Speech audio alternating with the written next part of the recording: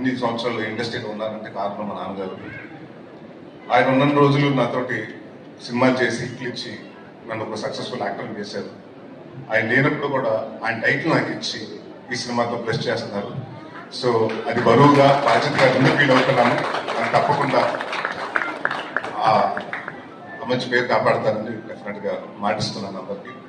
And ముందుగా ఇక్కడికి వచ్చిన గెస్టులందరికీ, అభిషేష్ గారికి, అలాగే రవి గారికి, విజయ్ కంకమాండ్ల గారికి, విజయపిన్ని గారికి, దేవకట్ట గారికి, వీళ్ళందరికీ పేరు పేరు స్వాగతం. Thank you. And last 2 years of నా లైఫ్ మొత్తం విజయ్ తోటి అయిపోయింది. ఒక విజయ్ పెన్ని, విజయ్ కంకమాండ్ల గారు ఇద్దరు.